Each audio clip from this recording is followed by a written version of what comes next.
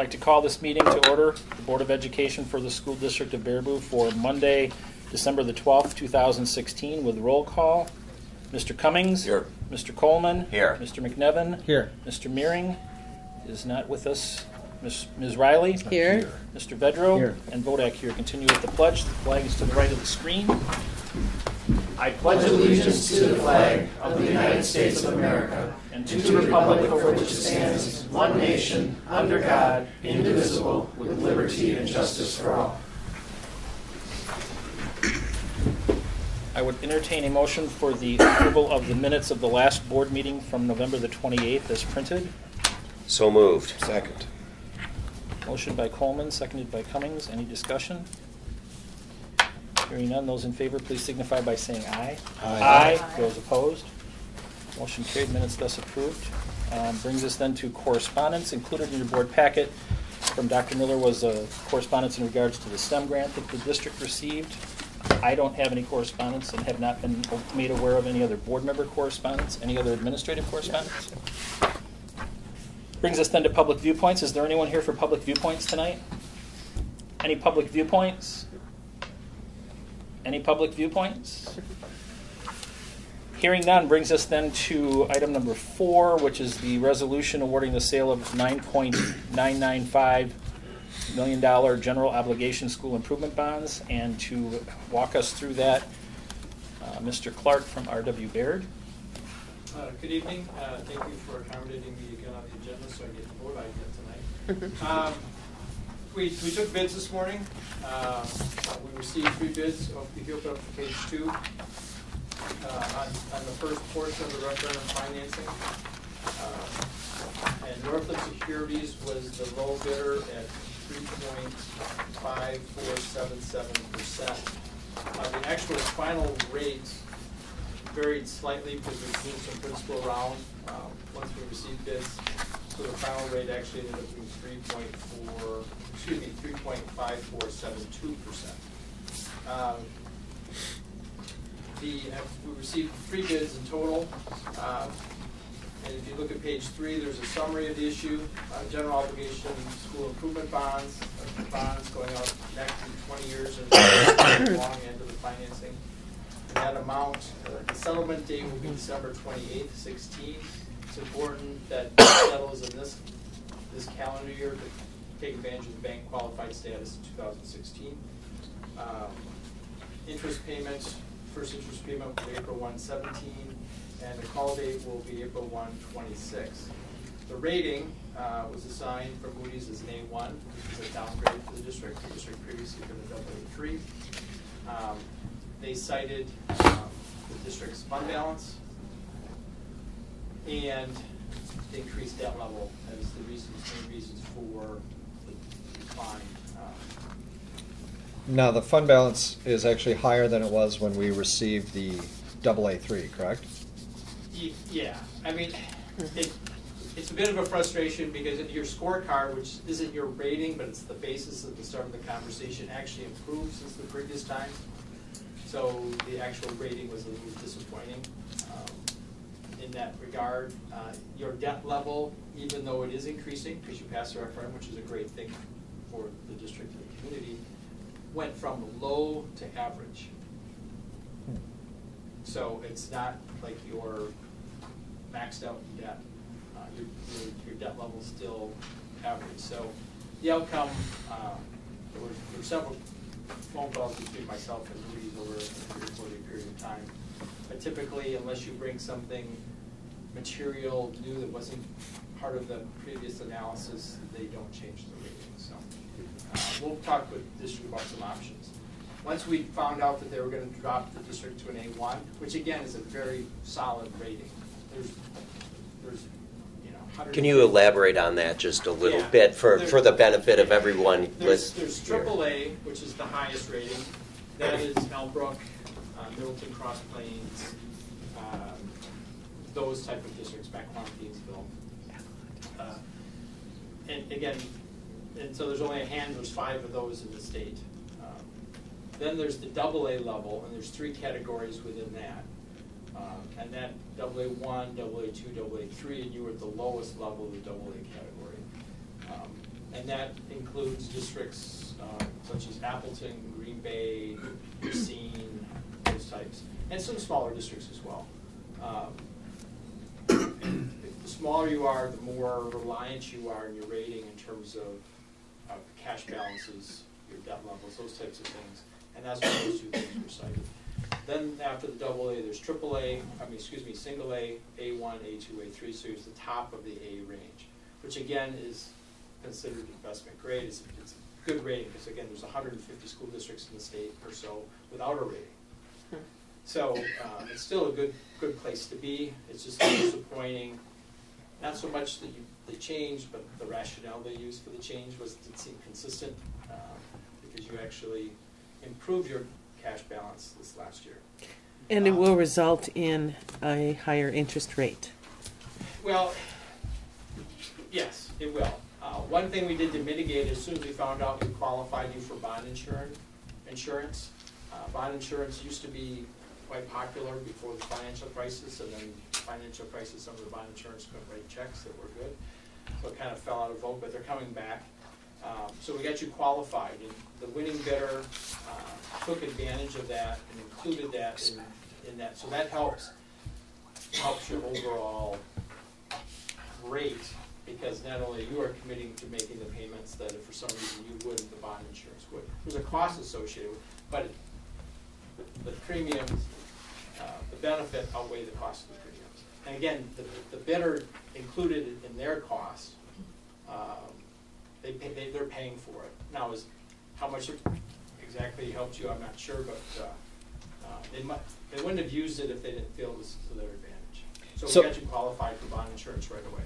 Perfect. So for last year, we've been telling the public as we've gone out, we've been estimating what it would cost the typical homeowner. And all of our assumptions were based on 4.25% interest. And so this is essentially 75 basis points less than that. Yeah, we're off to a great start. Yeah. If you look at page 4, you'll see the first phase, what they qualify the long end. And keep in mind, too, this is the long end of the borrowing. We're off to a good start, and we're using conservative. We're using 4% for the second phase, which actually it's shorter in maturity, other than the 1 year out in 36. So we're probably maybe 1% conservative, and we're still below. Even with that, we're still below what was communicated in terms of the tax impact. So we're off to a good start. Just a little disappointing in terms of the rating. And again, it's still a great rate. If you look historically, getting a rate on average life debt at 16 years at 3.5% is very good. So the rating report is included at the back of your packet. It'll talk about challenges, what could cause the rating to move higher, what could cause the rating to move lower.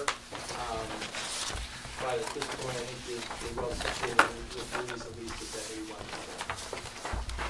Now, Mike, is there a specific resolution to accept, or is it just a simple motion? The resolution should be read into the minutes. That's essentially, do you have the resolution with you, or basically the title on the agenda? The resolution was in the board packet. Yeah, there's the capitalized portion of the board packet. Anybody has that? Yeah, they have. That should be what should be read into the minutes. Resolution authorizing issuance and sale. Ellen, when it gets to that point, can you have that language ready? Well, I was going to make the motion, or I was Okay. going to just do it right now, Well, if I can find it. yeah, I've got it. You would think if somebody had a paper copy to my left, they could Yeah, find well, it. I'm not saying you. Maybe I was talking about Gary. Do you have it, Kevin? Yeah, I'm scrolling through it right at the moment. It'd be the very first page of the resolution. It has Yes. They had it. Where is that? Be from Quarles and Brady. Bob, you got a copy? I got a I've copy of got a this. copy of the draft resolution awarding the sale of $9,995,000 general obligation school improvement bonds. Yep, that would be it.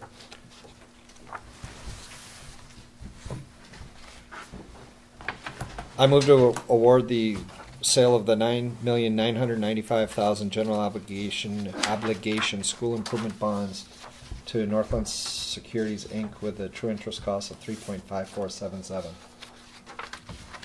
Second. Having a motion and a second, is there any discussion? Any further discussion? Hearing none, those in favor signify by saying aye. Aye. Those opposed? Motion carried. Thank Thanks you, Mike. for your Thank help, you, Mike. Mike. Yep. Safe travels. Say hi to everybody in Lodi. Thank you. Brings us then to item number 5, staff, student, and community recognition. And we have recognition tonight for the Baraboo Education Support Staff, the Training Work Group, also known as BEST. Yeah, and Kathy Andresen is going to take the lead on announcing this I got a recognition. couple of our committee members with us. You guys want to introduce yourself? Georgine Erickson, Administrative Assistant at Albemarle Elementary. Renee Teasdale, Administrative Assistant at the high school. Joy Lumsden, Administrative Assistant, Jack End Middle School Student Services. Jody Whitbury, Health Aide at Jack Young Middle School. So this is 4 out of our 9 members. Ellen is also one of our committee members, as well as Lori. And there's a few of them that weren't able to be here. BEST originated in 2005. The purpose behind the Baraboo Educational Support Staff Training is to provide professional development for our administrative assistants as well as our educational assistants, our regular ed EAs as well as our special ed EAs. We revived this committee last year. We started in April with a survey to all of the administrative assistants as well as the EAs. Just with some basic, looking for their needs for professional development, what would get them there and things like that.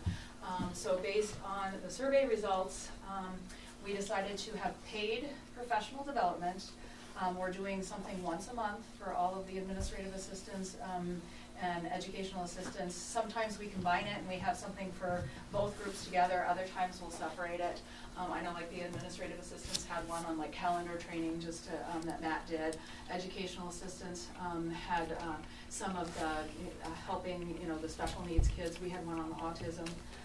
We've had a number of fabulous, it's been at least once a month, and the feedback that we've gotten from our administrative assistants and from the educational assistants has been fabulous. I mean, we do a survey at the end of each one of the professional development opportunities, and the feedback's just been, thanks for this great opportunity. We have about 30 people that have been to each one of the trainings, which is a nice turnout.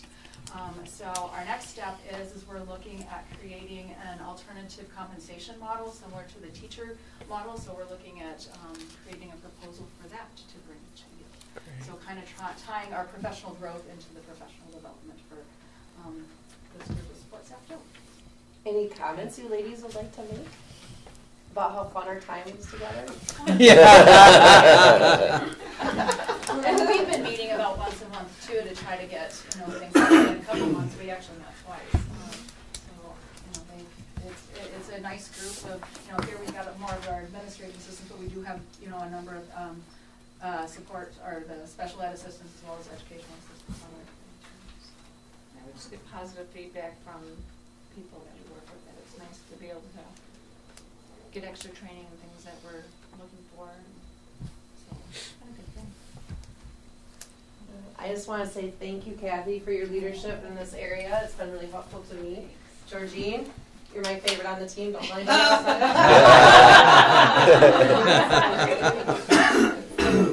All right, thank you, guys.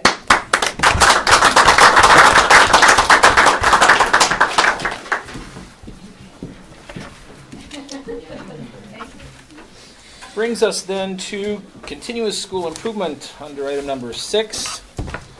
And we're going to provide a quarterly update on the 4 aspects of the strategic plan and Dr. Miller, who's going to start? I'll start with our community partnerships, and just first of all, I should back up. In your packet, you have a color-coded document, again, of what I would say are our detailed action plan steps for this school year. And that color-coded piece, what that looks like, again, green is we're on target, we're moving at the pace that we want to be moving. Yellow means we've taken some action on that step, but we are not quite arrived. And red means we're maybe falling behind, but it doesn't mean it's not going to get done. So, but that's a good way for us to kind of monitor our success with our progress and make sure that we be more urgent when we need to in certain areas. So tonight we're going to highlight just one thing that we're doing in each of these areas so that you get a better understanding. One thing I want you to know about community partnerships is a career fair is being planned for the end of the school year. And that date is tentatively set now for April 7th, and that will be at the high school. And that'll be a huge endeavor as we work with all of our local businesses to create that opportunity. But tonight, for community partnerships, I'm going to turn over to Glenn to highlight one of our engagement partnerships that we have with the Baraboo Area Senior Citizen Center organization. Basco. And I'm going to ask Allison Ahmad and Kate Bates to come up here and join me because they're going to highlight and Jackie Ahmad, our reading specialist. We're going to help highlight a special event that is coming up this Friday at Baraboo High School, and it involves our senior center, Baraboo Area Senior Center, which we use the term BASCO for short. And our whole community engagement effort, or our main priority, is to reach out to them this year and to create opportunities for us to have some intergenerational activities and to see how we can grow this over a long period of time. And so at the beginning of the school year, in our first staff meeting, and since then, we've been working on this document that I just shared with you and looking at ways that we can bring members of the Baraboo Area Senior Center to Baraboo High School and have them involved in our activities and have them just take part in some of these really neat things that are going on at the high school. And so our staff has been helping to create these opportunities by putting activities into this document that we work with BASCO on, creating bridges from their organization to our school. Many of our teachers, even that are here tonight, have added to this. For example, Jen, you'll see in April, she's looking at ways of how we can include them in Earth Day activities. And I know Dan Rhodey has already got an activity with coding that he'll be going to the Senior Center with some students to create an educational opportunity there. And Donna does a lot of work and has a huge mega luncheon coming up this Thursday with BASCO. And so that's through the food service. And the list goes on. We see this as a real great opportunity to do for a long time, and we think this will transfer to other service groups too. We want community members that are a part of our high school and taking part in activities alongside our students, because I think there's a lot to be gained on both sides when that happens. And so Kate and Allison have been working on a book club. And this is going to be really exciting, so I'm going to let them just tell you about it. And the first meeting is Friday. So basically, we decided that a good way to reach out to members of the community that usually we probably wouldn't have many relations with was through a book club. And our first meeting is this Friday, like Mr. Bildson said. And we're going to have a meeting once a month. And at the meetings, we're going to discuss the book and decide on a new book to read for next month. And I don't know, you got anything? Do you want to tell them what the book is? Yeah, so I just finished the book. It's a really good book. It's about an 11-year-old panhandler who forms a friendship with a sales executive. And they meet every Monday night and like go get dinner. And she basically shows him like compassion and love, which are two things that are like really unfamiliar to him. And it's just a really good book to start out with, especially because everybody can relate to it. So yeah, I'm really excited to see the next book that we choose. And will there be coffee on Friday? Maybe. There will be coffee and treats. I'm bringing lemon bars, I bet. I'm bringing apple bread. And yeah. And we've invited staff to be a part of this as well, and so looking to make this grow and maybe have a book club meeting once a month. So I really appreciate Allison and Tate and the work that they've done to really make this happen and also to involve students in this endeavor. I think we have 4 or 5 members of the Fairway Area Senior Center coming to this. So that's just an example of the types of activities that we're trying to create, intergenerational kind of effort here at the school, and we want those seniors to learn about not only what we offer there, but to spend time with our students. Excellent. Thank you. Thank you. So next, Nick is going to share with us progress in both personalized learning and maximize the potential of all learners and educators.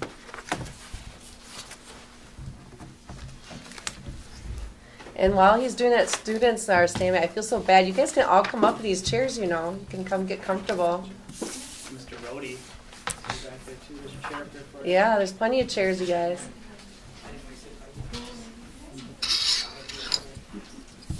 Yeah, there they are. Just takes it a second. There's still some more, you guys. Yeah. Yeah. Adios the joint.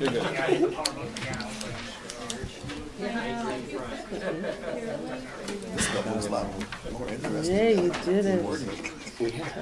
No, book club's a great idea. You also have this document in your packet. This is kind of small. So I'm talking about personalized learning from the personalized learning work group, and there's a number of different things that group is working on.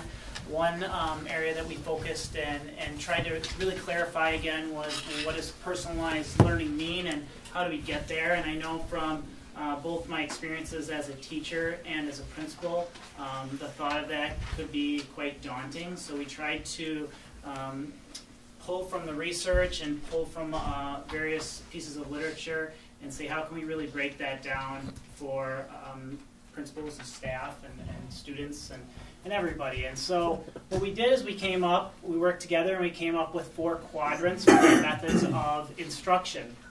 And you're probably going to recognize and be familiar with direct instruction. Everybody sits in front of me and I stand up and I deliver the instruction to all the individuals in my classroom. And there is a role for that, and that's, and sometimes when we hear that, we think that that's necessarily really a bad thing, but you think about the beginning of a lesson, how important it is to really directly have everybody understand what it is we're going to be learning. But then how can we move into something that really inspires student engagement? And that's where we start to move in these other quadrants. And the second one right here that we're talking about is differentiation. So really looking at, okay, pockets or groups of students who are in my classroom and saying, where do each of these groups fall? Where do they lie, and how can I tailor instruction to these groups?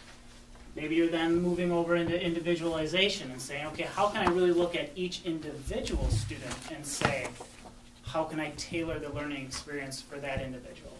And then moving into personalization, that's where you're going to hear the words voice and choice quite often. It's looking at the individual and letting the individual really choose the pathway with some structure. Okay. And so rather than saying we're here and we're jumping to here, which can seem daunting and probably a misstep, we're saying how can we get there? And so this is a visual that we created and we sent out to staff, but we've done more than that.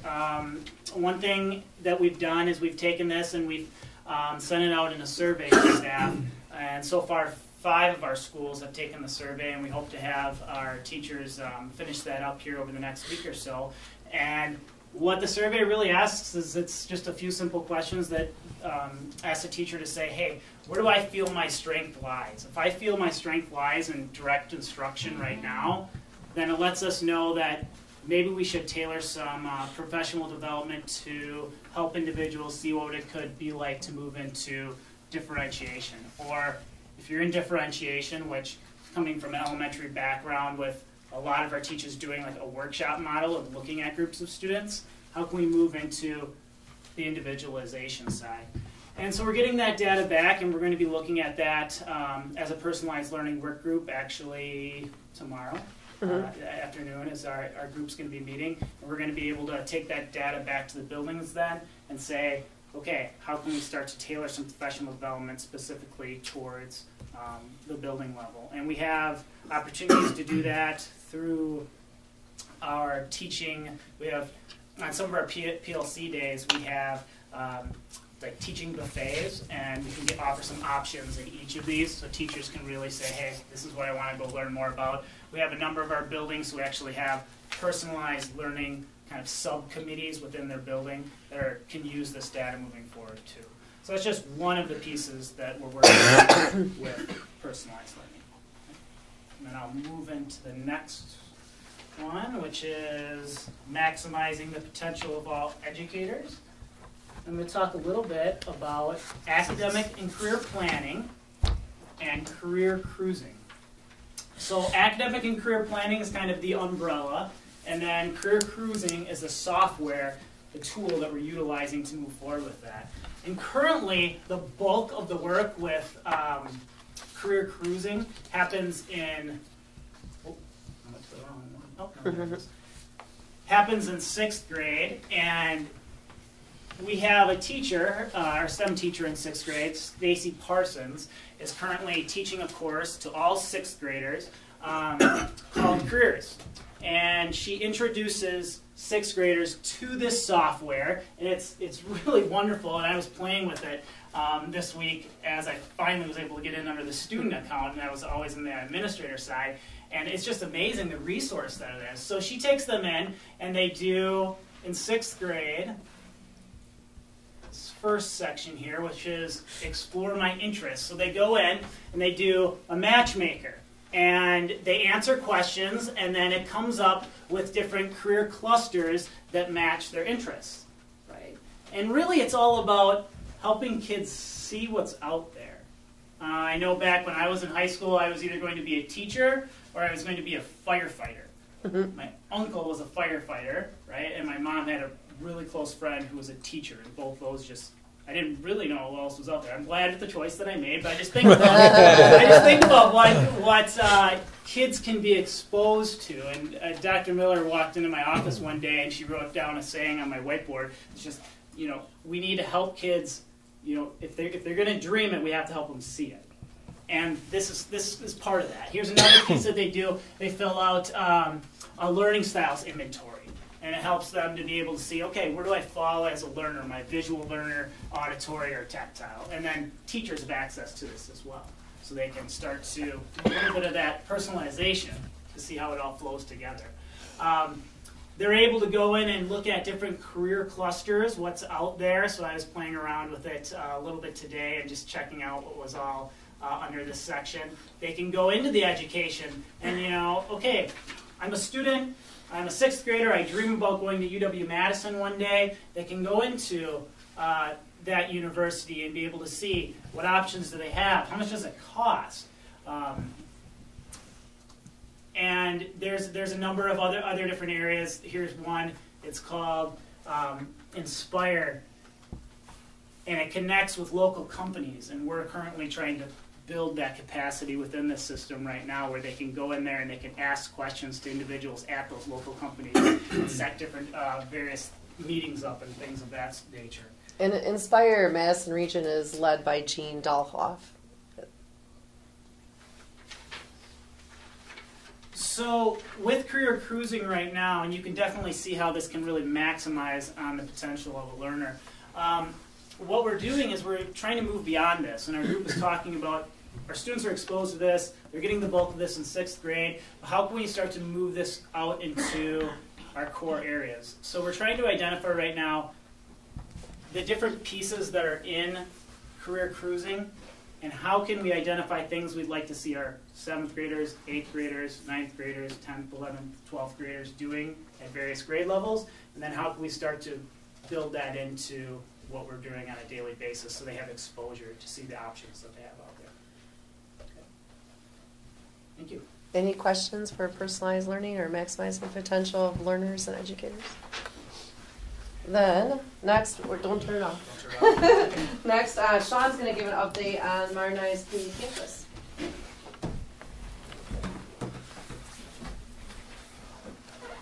Well, this is really Jim Langham's and Lori's area, but recently we've.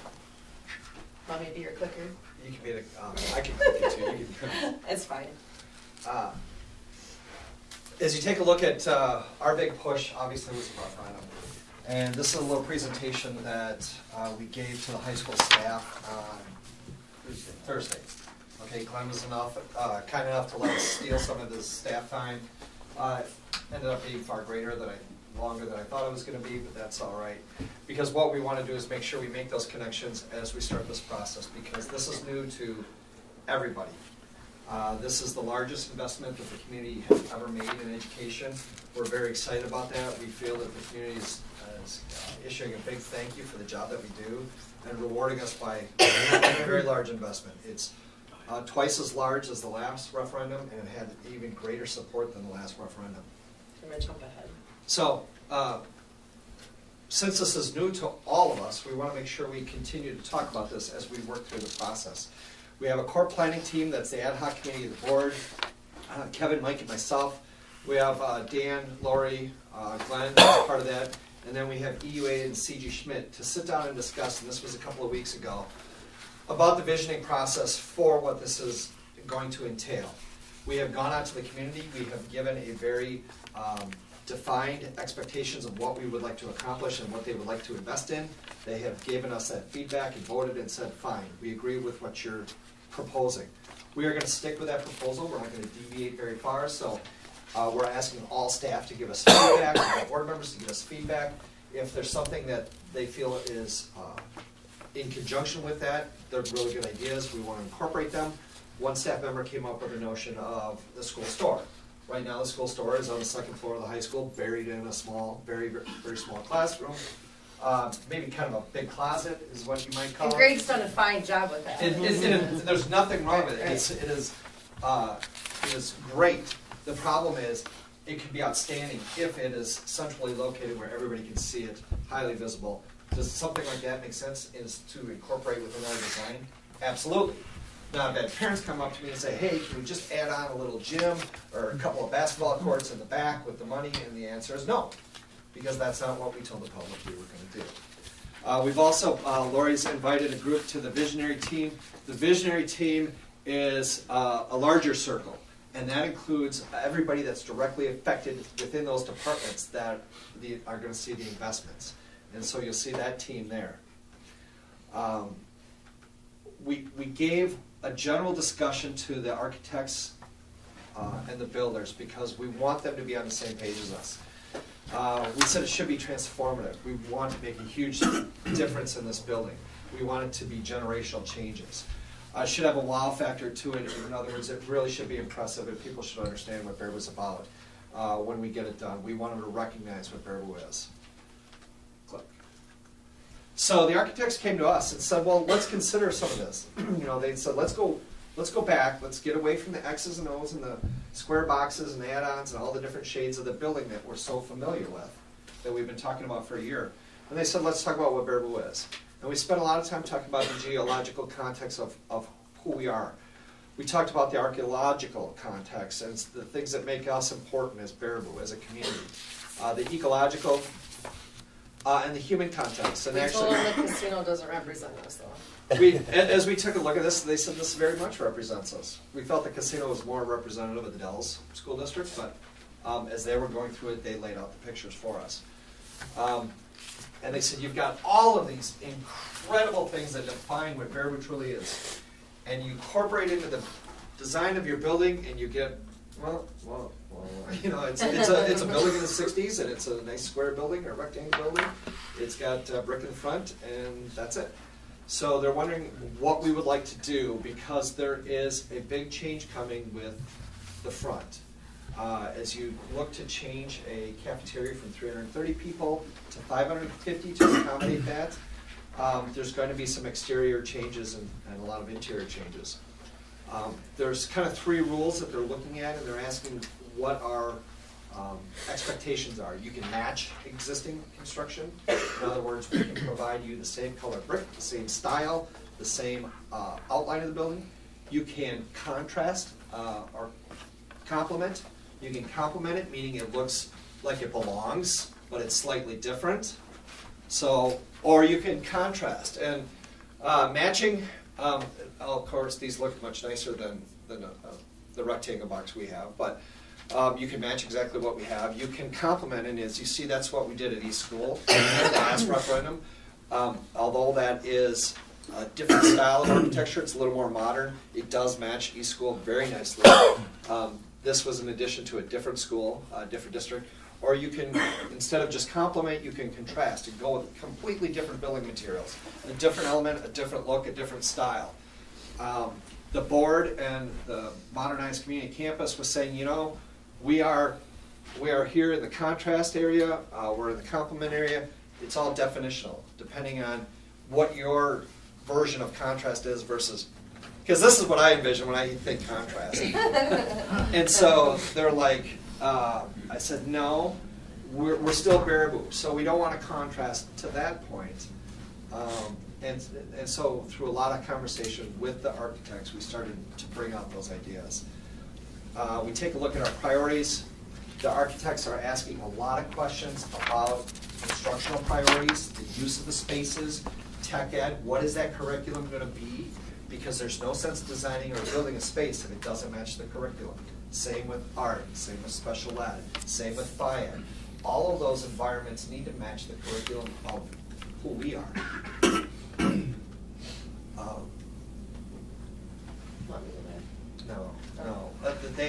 They had a lot of juxtaposition up there and asked us to go through those and verbalize with them in an exercise. Some of the things that they talked about is, do you want it to be modern or do you want it to be lasting? And so we talked what that meant to all of us, and we certainly want that modern new feel to the building, but we don't need the neon green with the orange polka dots because that's what's in style in some environment. We want it to be lasting also. Just a comment from our campus. If we extend our view a little bit, we have BooU that just went through an architectural remodel with a new science building. And our architects might also want to take a look at that, because the relationship between Baraboo School District and University of Wisconsin, Baraboo Soft, is very important to our community. And I think a bridge might be something that would be very nice to look at from an architectural standpoint, how that might work. Great input. Yep, that's great. And you know, that environment is something that we want to take a look at too. The process and the timeline is we're asking people to gather ideas, not just the committee members, but all involved, and put them out there on Google Docs. We've got a Google Drive that Lori can help with. We've got tours set up with examples of these kind of specific environments that we're building. DeForest just built a brand new tech ed wing, really kind of cool. Waunakee built a new middle school. MATC Truax, again, a tech ed environment that. And the entryway as well. The commons and the library. Absolutely. Right? Ripon and Menasha were brought up because the two environments that have gone through a transformation, just like Baraboo is.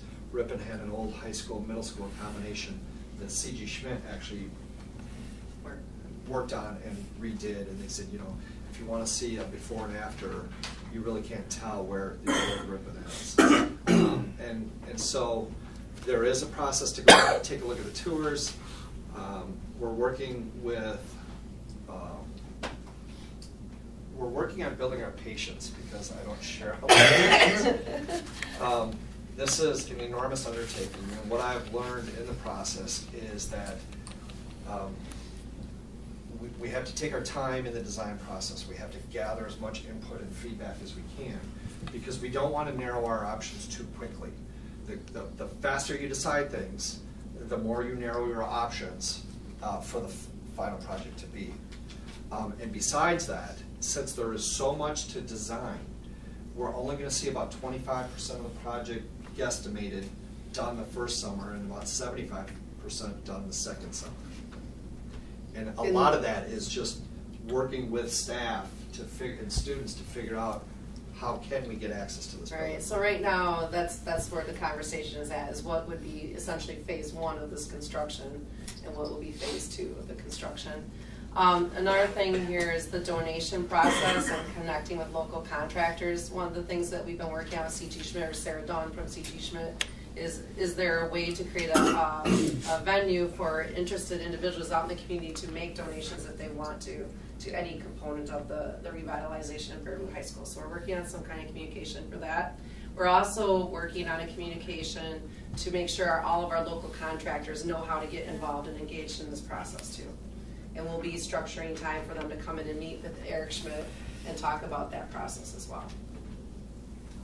So that's kind of where we're at. The tours start January 9th and 10th, and we have some meetings as a visionary team coming up when we get back from the holiday break. And Mo has a question. When you look back at when you visit the MATC tracks, you'll probably be there during the day, but it would be great if you could drive by or even somehow, it's January, be there late enough. The lighting on the front of that building. Yeah, it's gorgeous. Says something. Yeah. If you're talking about what does it mean to be Baraboo, I think what we've done here with colors in this building, really, it certainly says Baraboo School District to me. The lighting on the gateway, it's welcoming, it's warm, it's something that you should somehow include in the tour, or drive back at night, because it is really worth seeing. Well, and that exterior is critical because you have 10 to 15,000 cars a day driving by with a great visual of it now. And it's so welcoming, and I think the front of our building needs to draw people in. Yeah, absolutely. Questions?